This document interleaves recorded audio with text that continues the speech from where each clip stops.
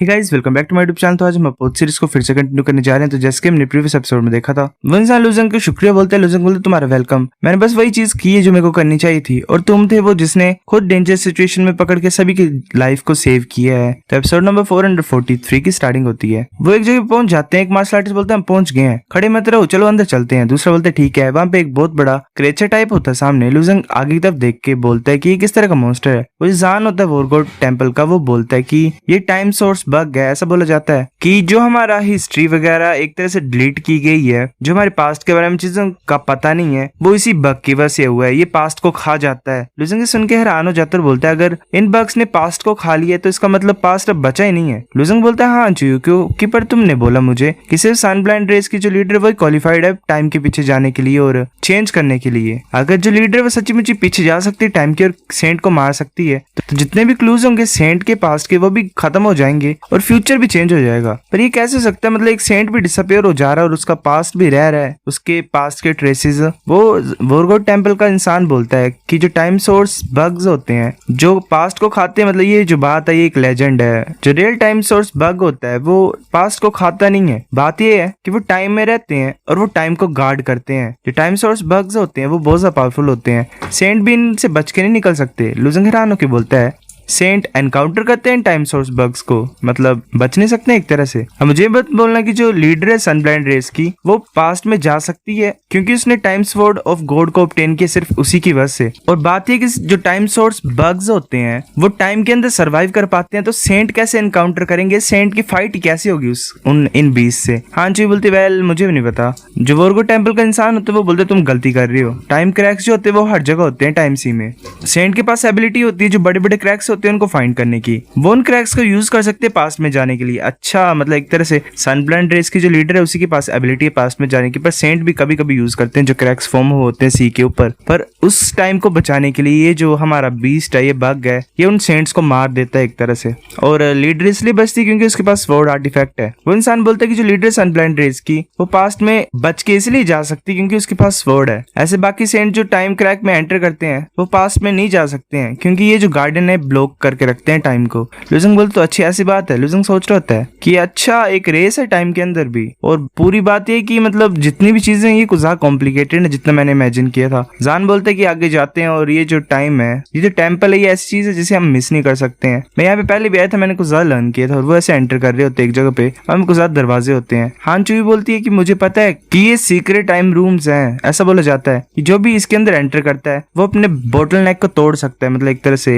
Cultivation में। लूजंग बोलते ये तो अमेजिंग है ना। जान बोलते कि हाँ ये सच है। जब मैं मतलब मिडिल रैंक ट्रू गॉड में था मैंने सबसे बड़ी बोटल नेक को एनकाउंटर किया था, पर जैसे मैं सीक्रेट रूम में एंटर हुआ मैंने एक एंशिएंट एनलाइटेंड वन को मिला जिसने वो डिवाइन डाउ को कल्टीवेट किया था। मैंने उससे फिर पैरा ड्रैगन फाइटिंग इंटेंट को भी लर्न किया। इस सीक्रेट टाइम रूम में जाओ, ये तुम्हें हिस्ट्री किसी भी गॉड डोमेन की दिखा सकता है और क्या हुआ किसी स्पेसिफिक पीरियड ऑफ टाइम में जो तुम्हें चाहिए वो भी दिखा सकता है। जो सीक्रेट टाइम रूम है इसका सिर्फ एक स्पेसिफिक इफेक्ट ही होता है सभी के ऊपर, तो मतलब एक ही बार ये असर करता है, तो मैं नहीं जा सकता क्योंकि मैं एक बार जा आया हूँ। लूजंग बोलता ओके। लूजंग दरवाजे के सामने होता है, सोच रहा होता है मुझे पता नहीं कि ये सीक्रेट रूम क्या रिवील करेगा मेरे को, पहले ट्राई तो करता हूँ मैं। लूजंग अंदर पहुंच जाता है, वहां पे कुछ एनर्जी टाइप होती है, यहाँ वह रोटेट हो रही होती है। लूजंग बोलता है की ऑफ प्रिमिडिल क्योस। इसका मीनिंग क्या है? ये जो क्योस की है धीरे धीरे रोटेट हो रही है, क्या ये भी हिस्ट्री है गॉड डोमेन की? क्या ये स्टार्टिंग है क्या गॉड डोमेन की? लूजंग आगे की तरफ देखते वहां पे एक एग टाइप होता है। लूजंग सोच रहा होता है जो मेरा इंटरनल वर्ल्ड है वो गॉड डोमेन की तरह ही है। उसे मिनिएचर गॉड डोमेन भी बोला जाता है, मतलब बोल सकते हैं छोटी सी गॉड डोमेन। क्या गॉड डोमेन भी किसी ग्रेट एक्सपर्ट ने बनाई है या फिर हायर बीइंग ने, जैसे कि टर्टलडोव सेंट ने मेंशन किया था? अगर मैं इस प्रोसेस को समझ जाऊंगा जैसे गॉड डोमेन बनी है तो इससे मेरे को फायदा होगा ना मेरे इंटरनल वर्ल्ड को। तभी लूजंग आगे तब देखता है वो जो एग टाइप होता है उसके सामने एक एक्स आ जाती है।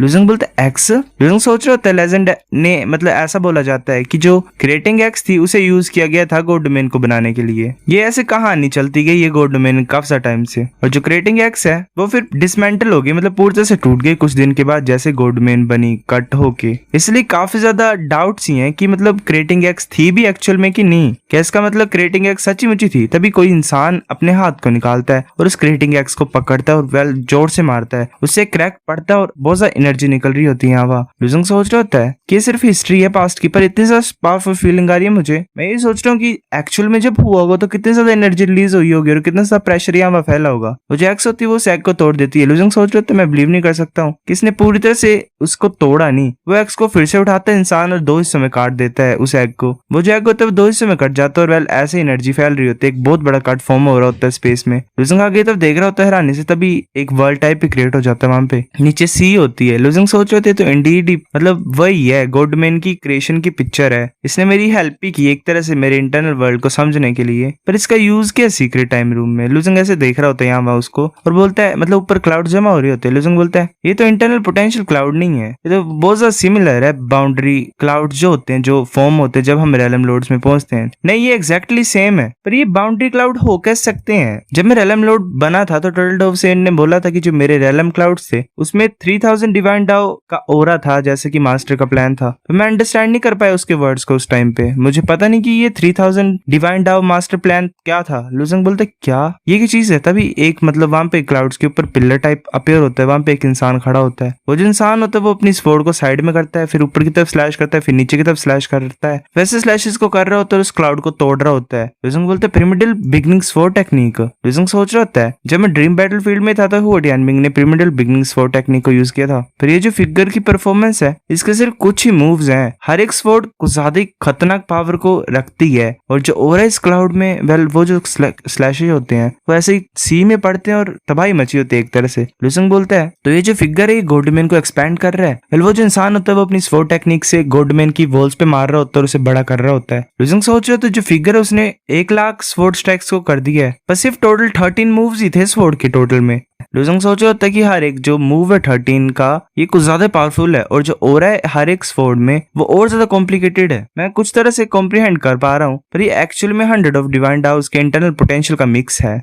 जो सो कॉल्ड 3000 डिवाइन डाउ मास्टर प्लान है वो फ्यूजन है क्या 3000 डिवाइन डाउस का। फादर ने मुझे इन्फिनिटी रूलर दिए 3000 डिवाइन डाउस को अब्सॉर्ब करने के लिए, पर इन्फिनिटी रूलर भी ये इतना भी आसान नहीं होगा उसके साथ भी 3000 डिवाइन डाउस को कलेक्ट करने के लिए। लुजंग को कुछ समझ आता है, वो बोलता है हाँ मैं समझ गया हूँ, जो सीक्रेट रूम है वो मेरे को सिखाने के लिए नहीं है डिवाइन एबिलिटीज को, पर ये इसीलिए यहाँ पे ताकि ये मेरी हेल्प कर पाए डिवाइन डाउस को फ्यूज करने के लिए। काफी ज्यादा डिवाइन डाउस है जो एक दूसरे के साथ कंफ्लिक्ट में है। जो आइडिया है 100 ऑफ डिवाइन डाउस को साथ में फ्यूज करना ये अमेजिंग ही है, तो इसमें कुछ गलत नहीं है। मैं ट्राई करता हूँ। मेरे पास अभी टोटल 307 डिवाइन डाउस है कि मैं कंबाइन करूँ उन्हें। फिर हमें लुजंग के इंटरनल वर्ल्ड का सीन दिखाया जाता है। लुजंग वहां पहुंच जाता है, एलिमेंट्री फाइन डिवाइन डाउ, पर्पल की डिवाइन डाउ, ब्लैक टोटस डिवाइन डाउ, किलिंग डिवाइन डाउ, स्नो इम्प्रिंट डिवाइन डाउ, पार्टिंग वाटर डिवाइन डाउ को मिक्स कर देता है और एक बहुत बड़ी बॉल फॉर्म हो जाती है। वो जो बॉल होती है वो कंप्रेस और धीरे धीरे करके एक छोटी सी बॉल में कन्वर्ट हो जाती है, ब्लैक हो जाती है। लुजंग बोलते है ये तो सही तरीके से काम कर गया, मुझे पता नहीं अगर ये सही में काम करेगा कि नहीं। फिर हमें सीक्रेट टाइम रूम का द्वारा सीन दिखाया था। लुजंग बोलते चलो ट्राई करते हैं। लुजंग अपने हाथ पे एनर्जी लाने की कोशिश कर रहा होता है, तभी उसकी आंख खुल जाती है कुछ ज्यादा और उसके मुंह से खून निकलाता है। वो खून नीचे गिरता है। मास्टर एविल बाहर आते और बोलते क्या तुम ठीक हो। लुजंग बोलता हाँ। लुजंग सोच रहा था जो फ्यूज्ड इनर पोटेंशियल था वो कुछ ज्यादा खतरनाक था। जैसे मैं उस पावर को निकालने लगा तो